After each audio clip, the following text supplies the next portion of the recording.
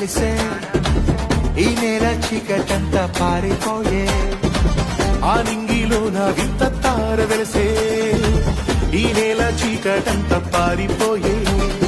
Bethlehem పురములోన బాలుడేసు